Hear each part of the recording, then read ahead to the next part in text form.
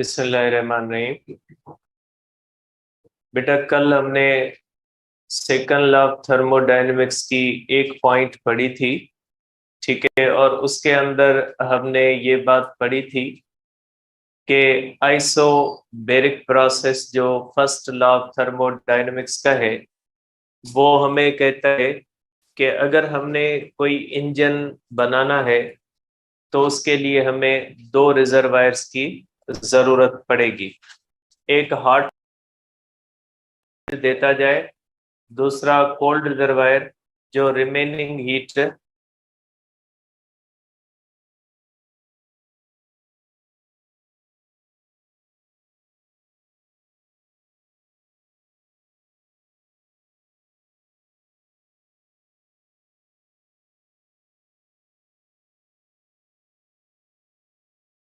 जो होगा वो कोल्ड रिजर्वायर की तरफ जाएगा, ठीक है।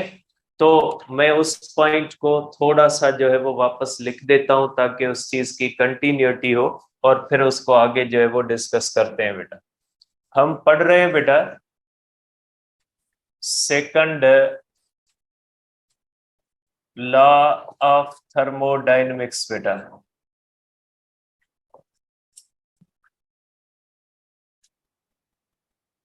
ठीक है। सेकंड लॉ ऑफ थर्मोडायनेमिक्स जो होता है बेटा उसके अंदर हमने ये पढ़ा था कि according to isobaric process, according to isobaric process, heat engine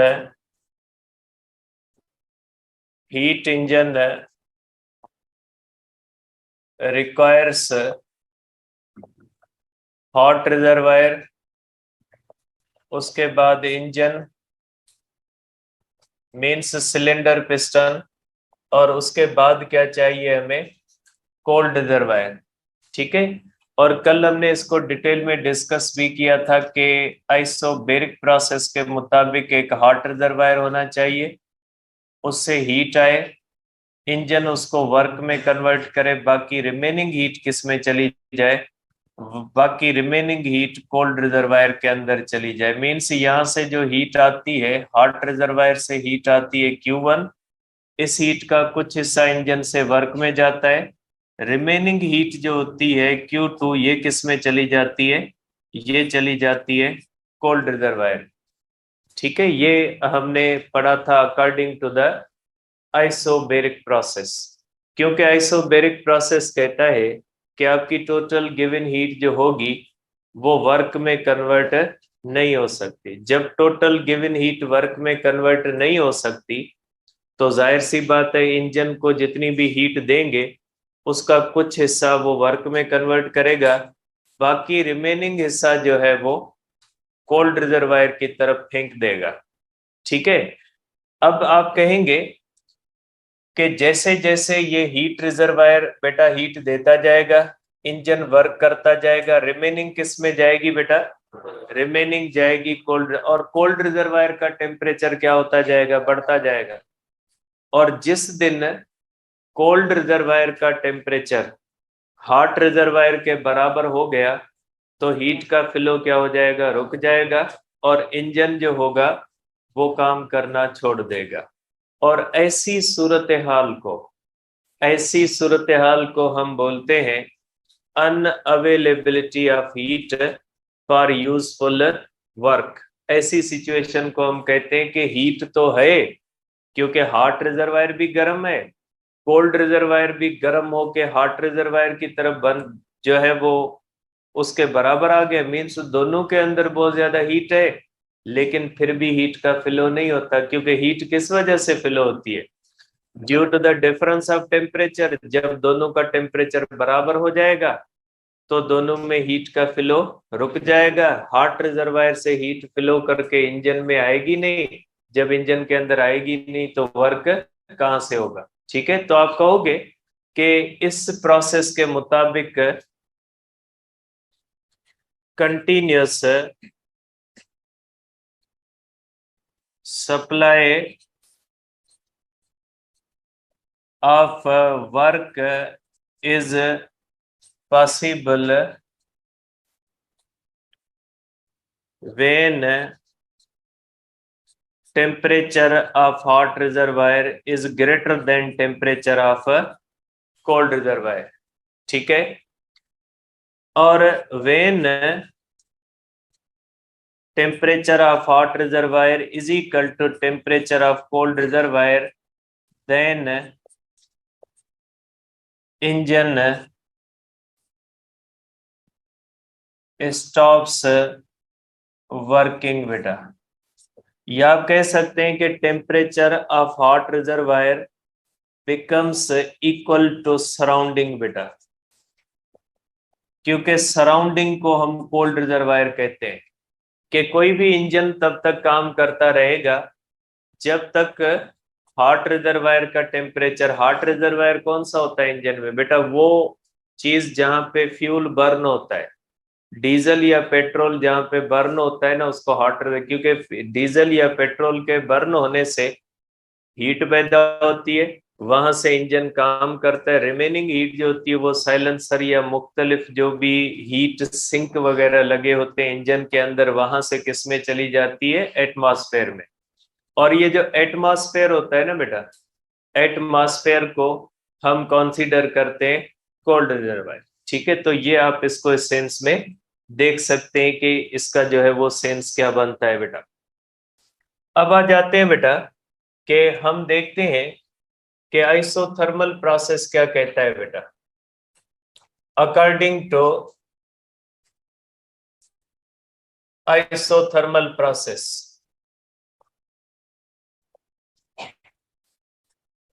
isothermal process क्या कहता है बेटा, हीट इंजन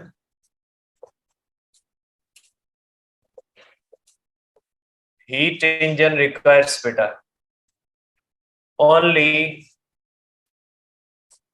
one reservoir बेटा,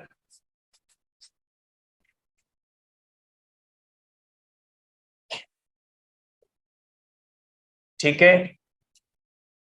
देखिए बेटा, इसको ध्यान से समझिएगा। इसके मुताबिक बेटा आपको पता है आइसोथर्मल प्रोसेस कहता है कि जब आप किसी भी थर्मोडायनेमिक सिस्टम मीन्स इंजन, यहाँ पे हम उसी थर्मोडायनेमिक सिस्टम को क्या कर रहे हैं बेटा, थर्मोडायनेमिक सिस्टम को हम कह रहे हैं कि ये जो है वो इंजन है, क्योंकि थर्मोडायनेमिक सिस्टम को भी जब हम हीट देते हैं वो किस में कन्वर्ट करता है, वर्क में। और इंजन को भी हीट देते हैं तो वो किस में कन्वर्ट करता है, वर्क में। तो आइसोथर्मल प्रोसेस कहता है कि जब आप किसी भी थर्मोडायनेमिक सिस्टम को आइसोथर्मल प्रोसेस में हीट दोगे, आइसोथर्मल प्रोसेस में अगर आप हीट दोगे तो वो आपकी गिवन हीट को किस में कन्वर्ट कर देगा, वो आपकी गिवन हीट को कंप्लीटली वर्क में कन्वर्ट कर देगा। जब कोई इंजन उसको जितनी हीट दे वो पूरी की पूरी कन्वर्ट कर दे वर्क में, तो बाकी उसके पास क्या बचेगा कि कोल्ड रिजर्वायर की तरफ हीट जाए। मींस कोल्ड रिजर्वायर की तो फिर जरूरत ही नहीं है, क्योंकि कुछ बचेगा नहीं। जैसे एक बंदा है, उसकी इनकम और एक्सपेंसेस बराबर है, जितने वो कमाता है उतने ही वो खपाता है। मींस सेविंग की बैंक अकाउंट की जरूरत नहीं, ठीक है। अब देखिए, आइसोबेरिक कहता है कि आप कमाते ज्यादा है, आप खाते कम है, तो आपको बैंक अकाउंट की जरूरत पड़ती। तो आइसोथर्मल कहता है कि अब जो हालात है उसमें कोई जरूरत नहीं, ठीक है। बंद करवा दे। सिर्फ रिजर्वायर की जरूरत है जो हीट देता जाए और इंजन उसको कंप्लीटली वर्क में कन्वर्ट कर देगा, बाकी आपको किसी दूसरे रिजर्वायर की जरूरत ही नहीं, ठीक है। तो पहली बात बेटा, पहली बात क्या कहता है कि only one reservoir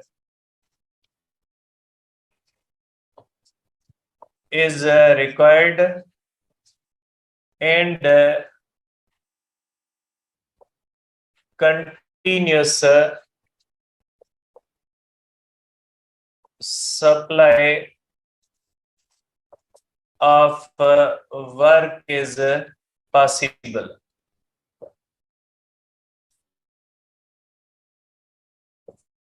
From this reservoir, ठीक है, इस रिजर्वायर से कंटिन्यूस सप्लाई वर्क मिल जाएगी। अब इसके सिर्फ एक हॉट रिजर्वायर हो, उसमें आप इंजन लगाएं, मींस यहां से Q1 आए,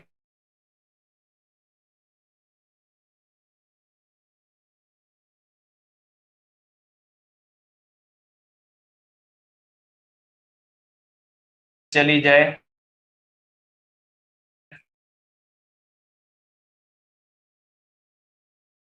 दे रहा है, मीन्स कंटिन्यूसली ये देता जाएगा। तो बेटा पहली बात, जो अजीब बात ये आइसोथर्मल प्रोसेस कहता है, वो कहता है कि heat can flow without difference of temperature. एक ही रिजर्वायर है ना, डिफरेंस किसके दरमियान होता है? डिफरेंस हमेशा दो चीजों के दरमियान होता है। जैसे आइसोबैरिक कहता है ना कि एक हॉट रिजर्वायर होगा, दूसरा कोल्ड रिजर्वायर होगा, दोनों में हीट का टेम्परेचर का डिफरेंस होगा। हॉट रिजर्वायर और कोल्ड रिजर्वायर के बीच में इंजन लगा होगा, हॉट रिजर्वायर से हीट आएगी इंजन में, उसका कुछ हिस्सा इंजन वर्क में कन्वर्ट कर देगा, रिमेनिंग किस में चली जाएगी? मीन्स हीट का flow due to the difference of temperature है। और जब तक हॉट रिजर्वायर का टेम्परेचर ज्यादा होगा, कोल्ड रिजर्वायर का टेम्परेचर कम होगा, तब तक ये फ्लो होता रहेगा और इंजन काम का, क्योंकि जब तक टेम्परेचर डिफरेंस होगा, हॉट रिजर्वायर से हीट आती जाएगी, कोल्ड रिजर्वायर की तरफ जाते हुए जब वो इंजन से गुजरेगी तो इंजन उसका कुछ हिस्सा क्या करेगा? इंजन उसका कुछ हिस्सा वर्क में कन्वर्ट कर देगा और नतीजा ये निकलेगा कि ये सिस्टम चलता रहेगा। हॉट रिजर्वायर हीट देता जाएगा, कोल्ड रिजर्वायर रिमेनिंग लेता जाएगा, बीच में उसका कुछ हिस्सा किसमें चला जाएगा? वर्क में चला जाएगा। ठीक है, तो मींस आइसोबैरिक कहता है कि दो बॉडीज का डिफरेंट टेम्परेचर पे होना जरूरी है। किसके लिए? इंजन के लिए। इंजन के लिए दो बॉडीज का एट डिफरेंट टेम्परेचर्स होना जरूरी है। ठीक है, लेकिन आइसोथर्मल प्रोसेस कहता है कि डिफरेंस की जरूरत ही नहीं है। आपके पास एक बॉडी है, उसके साथ एक ऐसा इंजन अटैच कर दें जो आइसोथर्मल प्रोसेस के ऊपर काम करे, वो उस बॉडी से हीट ले और उसको किस में कन्वर्ट कर दे? वर्क में कन्वर्ट कर दे। मींस डिफरेंस ऑफ टेम्परेचर की बात ही नहीं। देखिए यहाँ पे हॉट रिजर्वायर है, इसके और किसके दरमियान टेम्परेचर डिफरेंस करोगे? डिफरेंस तो हमेशा दो चीजों के दरमियान होता है ना। तो पहली बात जो ये बताता है कि heat can flow without difference of temperature, means ये जो पॉइंट है, ये पॉइंट या आइसोथर्मल प्रोसेस कहता है कि फिर heat can flow without difference of temperature. ठीक है, दूसरी बात, अब देखिए सपोज करें इसका टेम्परेचर, ये सराउंडिंग है, सपोज करें आप इसका सराउंडिंग का टेम्परेचर ले लें कि सराउंडिंग का टेम्परेचर 30 डिग्री सेल्सियस है और इस कोल्ड रिजर्वायर का टेम्परेचर सपोज करें ये 1000 डिग्री सेल्सियस है। अभी इस हॉट रिजर्वायर का टेम्परेचर सराउंडिंग के टेम्परेचर से क्या है? कम, ज्यादा है। अब ये हीट देता जाएगा, कंप्लीटली किस में चली जाएगी? वर्क में। इसका अपना टेम्परेचर क्या होता जाएगा? कम होता जाएगा। अगर इसका टेम्परेचर कम होता जाएगा, सपोज करें इसका टेम्परेचर 30 हो जाता है, मीन्स इसका टेम्परेचर सराउंडिंग के टेम्परेचर के बराबर होगा, तो क्या ये हीट देगा आगे? क्यों नहीं देगा? क्योंकि ये हीट डिफरेंस की वजह से तो जा ही नहीं रही ना। ये हीट डिफरेंस की वजह से तो नहीं जा रही ना, ये तब होता जब दो रिजर्वायर होते। जैसे आइसोबेरिक अगर प्रोसेस होता तो उसमें जब हॉट रिजर्वायर और कोल्ड रिजर्वायर का बराबर होता तो आगे प्रोसेस क्या हो जाता, बंद हो जाता। लेकिन इसमें तो हीट डिफरेंस की वजह से नहीं आ रही ना, तो क्या फर्क पड़ता है? ठीक है, तो इस बात का क्या फर्क पड़ता है कि जो है वो कि इसका टेम्परेचर अगर कम भी हो जाता है तो क्या हुआ, मींस इस फिर ये जो हॉट रिजर्वायर होगा इसका टेम्परेचर अगर सराउंडिंग से कम भी हो जाएगा तो भी ये क्या करता रहेगा, ये हीट देता रहेगा और इंजन उसके ऊपर काम करता रहेगा। मींस ये जो आइसोथर्मल प्रोसेस कहता है कि फिर आपको इंजन के काम करने के लिए सिर्फ हॉट रिजर्वायर या कोल्ड रिजर्वायर का फर्क करने की जरूरत ही नहीं। आप आइसोथर्मल प्रोसेस के मुताबिक एक इंजन बनाएं, उसको किसी भी बॉडी के साथ कनेक्ट कर दें, वो बॉडी उसको हीट देगी, चाहे उसका टेम्परेचर सराउंडिंग से ज्यादा हो चाहे उसका टेम्परेचर सराउंडिंग से कम हो। आप इसको इस तरह से ले लें कि जैसे फॉर एग्जांपल एक जग है, उसके अंदर पानी ज्यादा है, और सॉरी जग है उसके अंदर पानी है और उससे हमने पाइप लगा के समंदर में डाल दिया।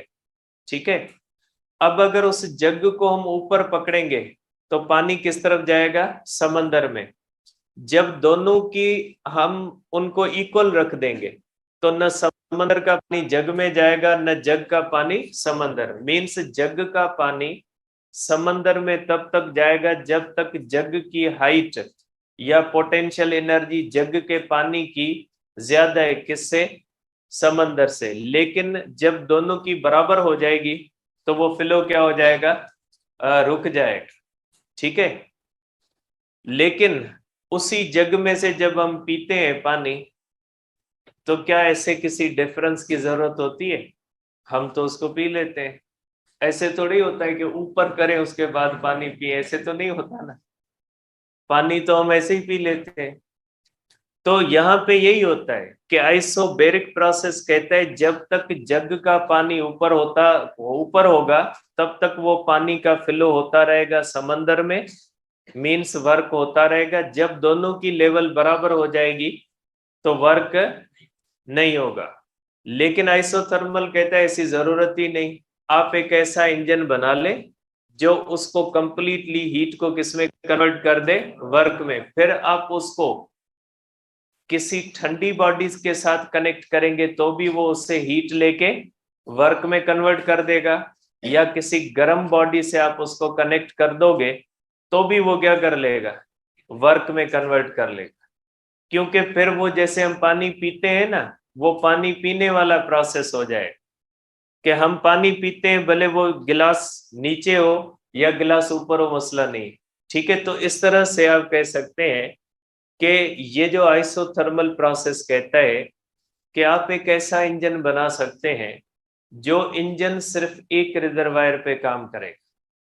जब एक रिजर्वायर पे काम करेगा तो इस बात का डिफरेंस खत्म हो जाता है कि वो बॉडी हॉट रिजर्वायर होगी या कोल्ड रिजर्वायर। मींस फिर आप एक ऐसा इंजन बना सकते हैं जो किसी ऐसी बॉडी से भी हीट लेके वर्क में कन्वर्ट कर सकता है जिस बॉडी का टेम्परेचर सराउंडिंग के टेम्परेचर से क्या है, कम है।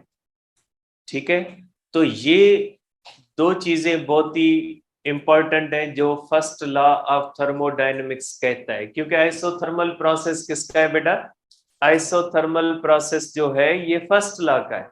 मैं पॉसिबिलिटीज बता रहा हूं, अभी मैंने सेकंड लॉ की एक बात भी डिस्कस नहीं की। सेकंड लॉ से पहले मैं फर्स्ट लॉ की पॉसिबिलिटीज डिस्कस कर रहा हूं, क्योंकि सेकंड लॉ इंजन से डील करता है।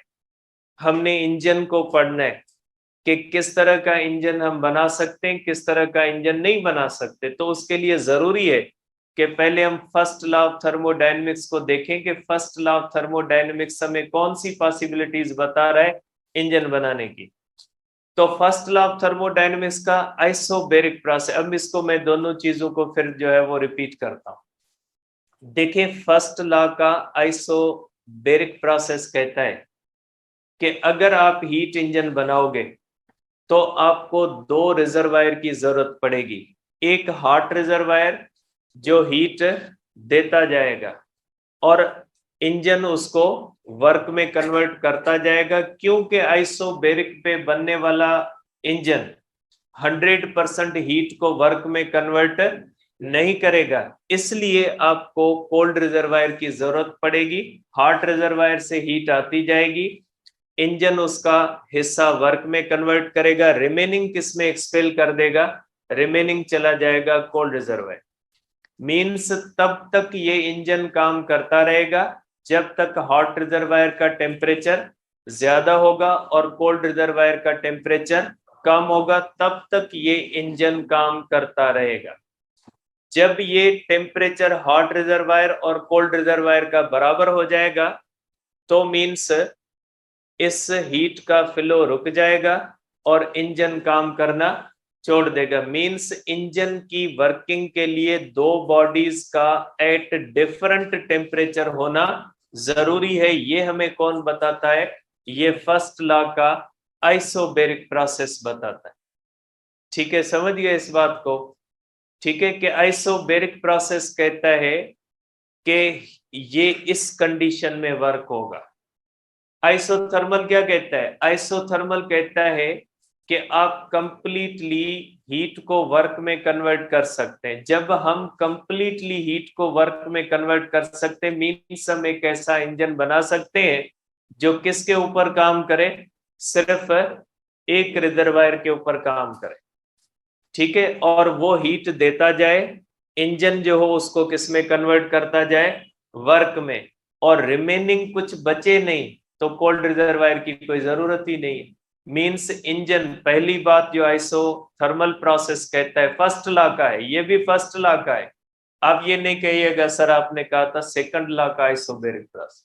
भाई मैं आइसोबैरिक नहीं कहता, लिखनी पड़ती है, पढ़ तो सेकंड लॉ को रहे ना, तो इसलिए कुछ जो है वो कुछ आप भी ख्याल करें। तो देखें आइसोथर्मल प्रोसेस क्या कहता है? आइसोथर्मल प्रोसेस कहता है आप ऐसा इंजन बना सकते हैं जो सिर्फ एक रिजर्वायर पे काम कर।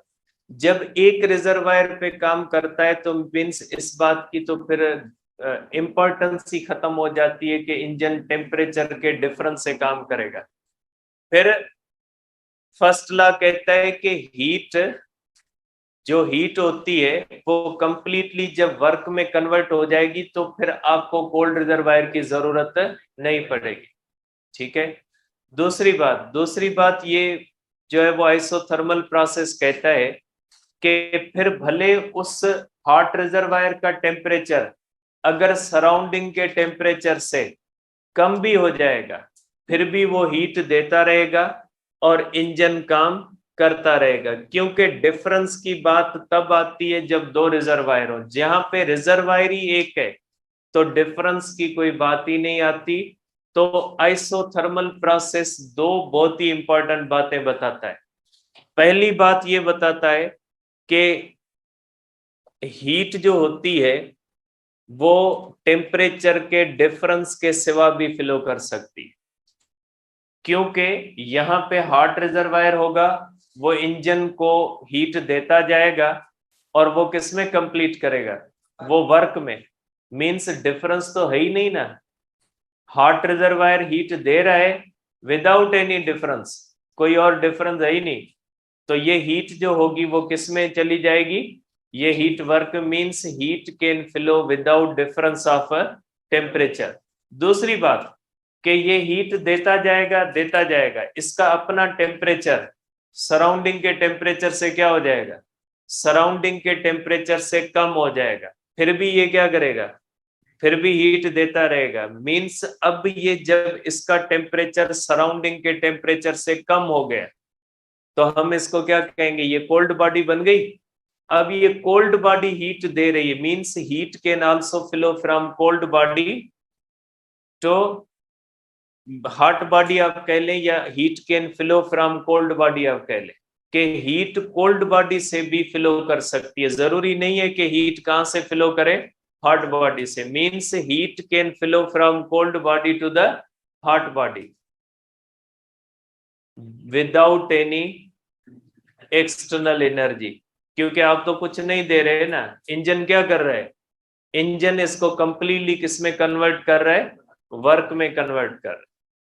ठीक है, तो आप कह सकते हैं कि फर्स्ट लॉ ऑफ थर्मोडायनेमिक्स जो होता है ये इसके ड्रॉबैक्स हैं। आप इसको कह सकते हैं कि ये फर्स्ट लॉ ऑफ थर्मोडायनेमिक्स के ड्रॉबैक्स हैं। फर्स्ट लॉ ऑफ थर्मोडायनेमिक्स कहता है, ठीक है, फर्स्ट लॉ ऑफ थर्मोडायनेमिक्स का जो आइसोथर्मल प्रोसेस है ये कहता है कि आप एक ऐसा इंजन बना सकते हैं जो किसी भी ऐसे रिजर्वायर से भी हीट लेके वर्क में कन्वर्ट कर सकता है जिसका अपना टेम्परेचर सराउंडिंग के टेम्परेचर से क्या हो, कम हो।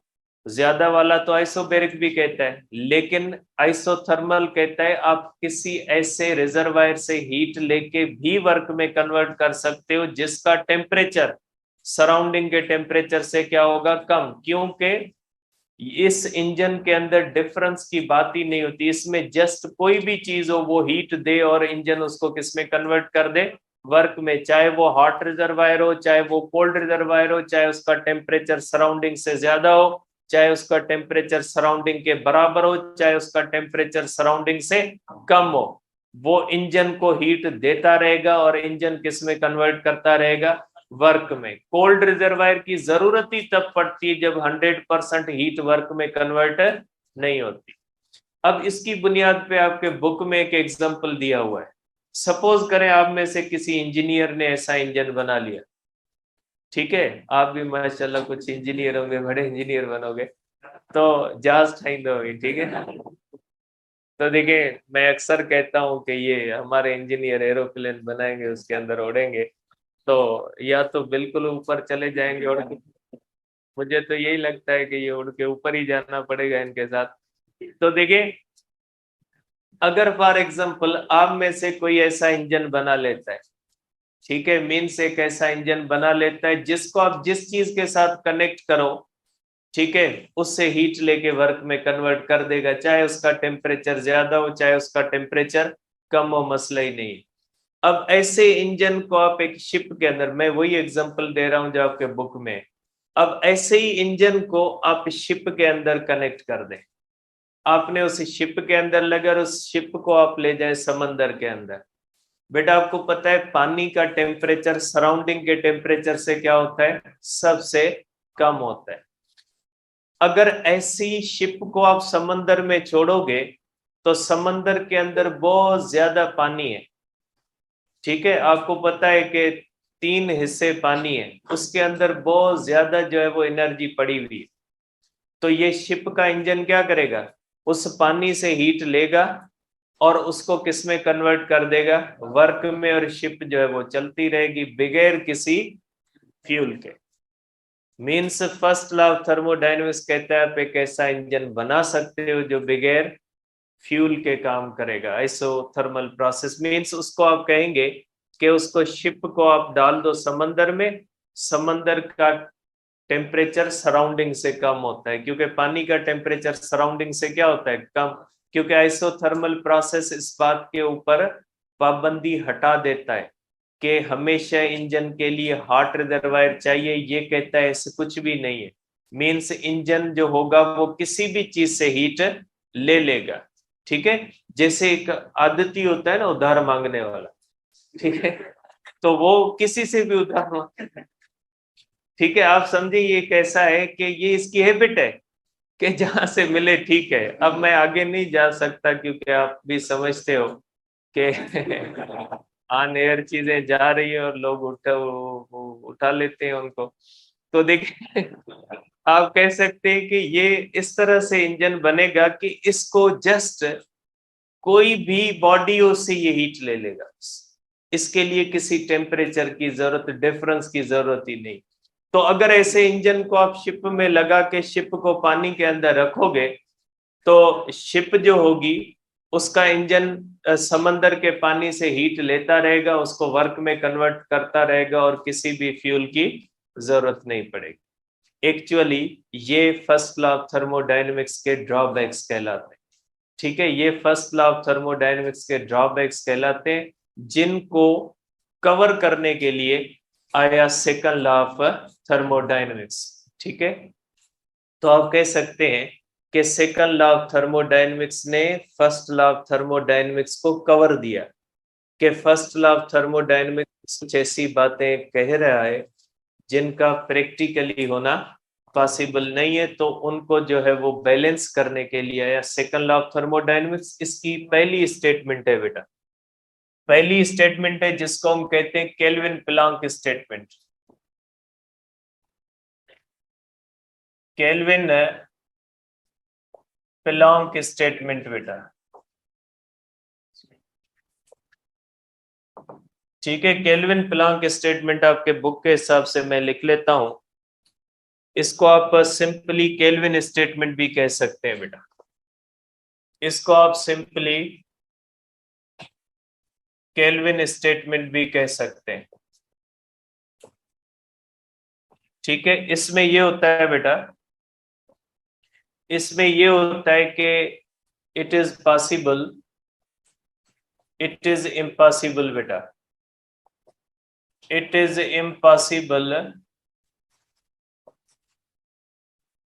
To drive a continuous supply, to drive a continuous supply of work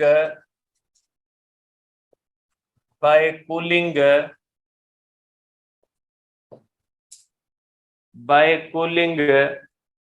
body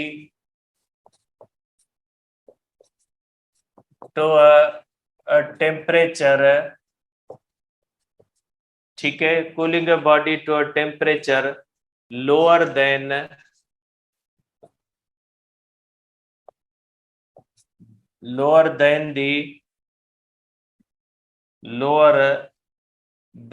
that of the coldest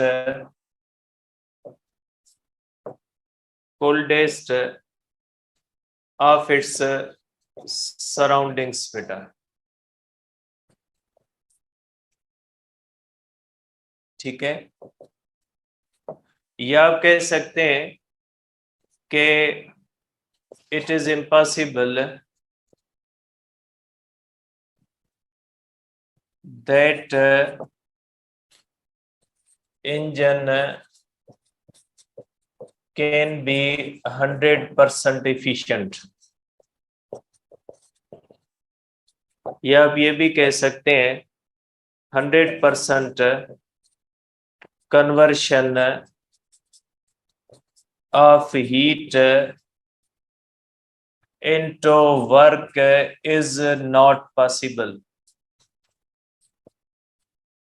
ठीक है बेटा, ये इसने फर्स्ट लॉ ऑफ थर्मोडायनेमिक्स को लिमिट लगा दी बेटा, और इसने लिमिट लगा दी कि फर्स्ट लॉ ऑफ थर्मोडायनेमिक्स को इस बात से कोई इश्यू नहीं है कि एक ऐसा इंजन बन सकता है जो ऐसी बॉडी से भी हीट लेके वर्क में कन्वर्ट कर सकता है जिसका टेम्परेचर सराउंडिंग के टेम्परेचर से भी कम है, या आइसोथर्मल प्रोसेस को इस बात से कोई एतराज नहीं है कि इंजन के अंदर टेम्परेचर का डिफरेंस जरूरी है या गैर जरूरी है, या फर्स्ट लॉ ऑफ थर्मोडायनेमिक्स का आइसोथर्मल प्रोसेस कहता है कि 100% हीट की कन्वर्शन वर्क में होना पॉसिबल है। मींस ये जो केल्विन या प्लांक स्टेटमेंट है, इसको इंजन स्टेटमेंट भी कहा जाता है।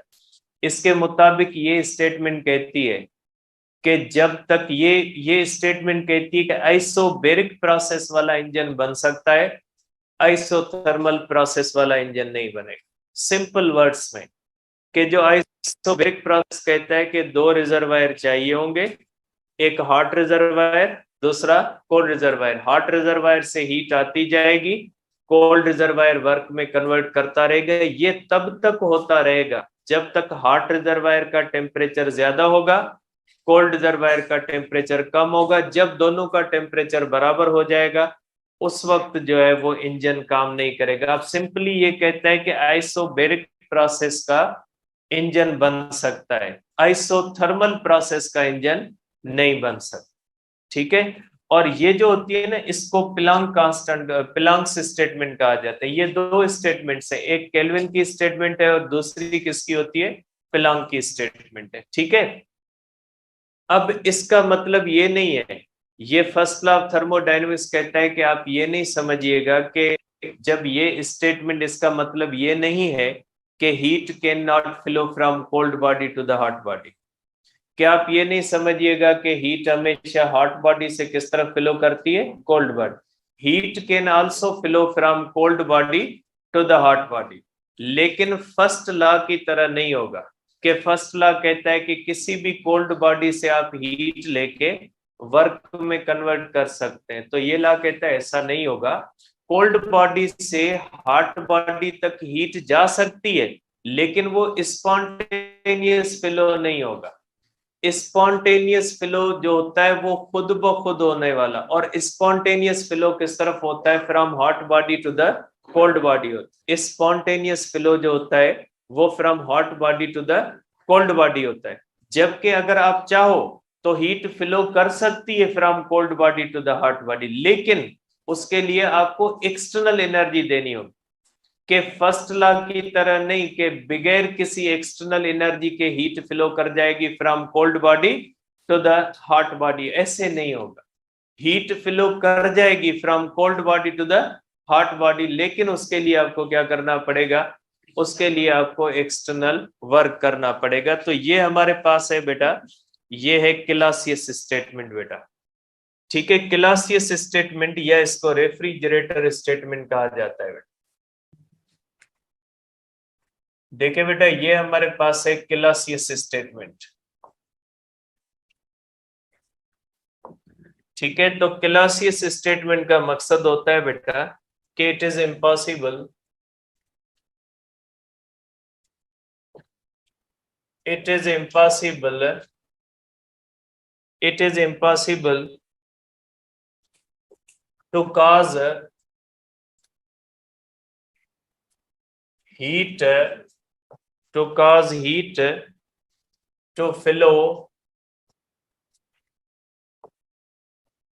from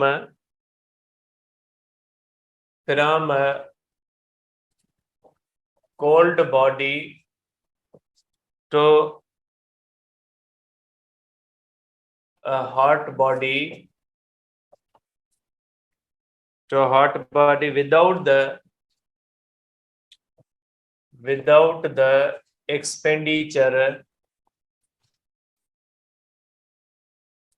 without the expenditure of energy बेटा। कि heat can also flow from cold body to the hot body, लेकिन ये स्पॉन्टेनियस फ्लो नहीं होगा।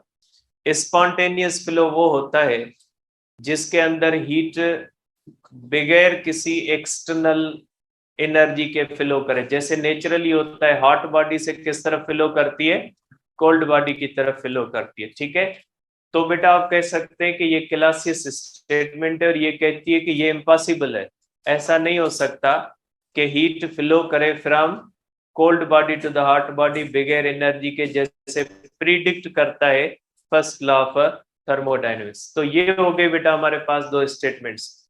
अब सपोज करें ये दोनों स्टेटमेंट्स हैं, इनमें से कोई एक गलत हो जाए तो क्या दूसरी गलत होगी या नहीं होगी? ठीक है, देखिए बेटा, सपोज करें केल्विन स्टेटमेंट गलत हो जाती है। अगर केल्विन स्टेटमेंट गलत हो जाएगी, इसका मकसद है आप एक ऐसा इंजन बना सकते हैं जो ठंडी बॉडी से हीट लेके किस में कन्वर्ट कर देगा, वर्क में। ठीक है, क्योंकि फर्स्ट लॉ का ये जो है वो स्टेटमेंट ये बताती है आइसोथर्मल प्रोसेस कि आप किसी भी ऐसी चीज से हीट लेके वर्क में कन्वर्ट कर सकते हैं जिसका टेम्परेचर सराउंडिंग के टेम्परेचर से कम हो। मीन्स आप एक ऐसा रेफ्रिजरेटर बना लें। सपोज करें आप रेफ्रिजरेटर लेते हो, इसको रेफ्रिजरेटर स्टेटमेंट कहा जाता है। सपोज करें ये हमारे पास रेफ्रिजरेटर है और रेफ्रिजरेटर होता है बेटा ठंडा। आप उसके साथ इंजन, ये वाला आइसोथर्मल प्रोसेस वाला इंजन कनेक्ट करें। ठीक है, ये जो आइसोथर्मल प्रोसेस वाला इंजन आप किसके साथ कनेक्ट कर दें, रेफ्रिजरेटर के अंदर चीजें क्या होती है, ठंडी। लेकिन आइसोथर्मल प्रोसेस वाला इंजन क्या कर सकता है, ठंडी चीज से भी हीट ले सकता है, ये रेफ्रिजरेटर से हीट ले, ठीक है, और इसको कंप्लीटली कन्वर्ट किस में कर दे, वर्क में, और उस वर्क से रेफ्रिजरेटर को चलाए। जो हीट रेफ्रिजरेटर से वो ले, उसी हीट के ऊपर किसको चलाए, रेफ्रिजरेटर, मींस रेफ्रिजरेटर चीजों को ठंडा करता रहे, और वो हीट किसको देता रहे, इंजन को, और इंजन रेफ्रिजरेटर को चलाता रहे। न इंजन को फ्यूल की जरूरत, न रेफ्रिजरेटर को बिजली की जरूरत, काम चलता रहे, ठीक है। मीन्स आप चीजें यहाँ पे रखते जाओ ठंडा करने के लिए, ये इंजन उनकी हीट लेता जाए और वर्क में कन्वर्ट करता जाए, वो रेफ्रिजरेटर को चलाता जाए। एसी आप बना ले ऐसा, एसी जो होता है वो लगा ले रूम के अंदर, वो रूम की हीट लेता जाए, उसको वर्क में कन्वर्ट करे, उसी वर्क पे वो खुद चलता जाए, और ये सिस्टम चलता रहे, ना बिजली की जरूरत न किसी चीज। तो मीन्स अगर केल्विन की बात गलत हो जाती है कि आप ऐसा इंजन बना लेंगे जो कोल्ड रिजर्वायर से हीट ले लेगा, क्योंकि केल्विन कहता है कि ऐसी बात नहीं होगी। केल्विन कहता है कि ऐसा इंजन नहीं हो सकता जो कोल्ड रिजर्वायर से हीट लेके वर्क में कन्वर्ट करे। तो अगर केल्विन की बात गलत हो जाती है तो फिर आप इंजन बना लोगे, ठीक है। अगर आप इंजन बना लोगे तो वो इंजन एक रेफ्रिजरेटर भी चला लेगा जो बगैर बिजली के, मीन्स फिर तो क्लासियस की बात भी गलत हो जाएगी कि हीट फ्लो कर जाएगी from cold body to the hot body without expenditure of external energy. Means दोनों चीजें एक दूसरे से रिलेटेड है, अगर एक चीज गलत हो जाएगी तो दूसरी चीज भी गलत हो जाएगी, ठीक है। दूसरी बात के इन्हें वॉइस बंद करे, इन्हें वॉइस बंद, ऑनलाइन वाले वॉइस बंद करे,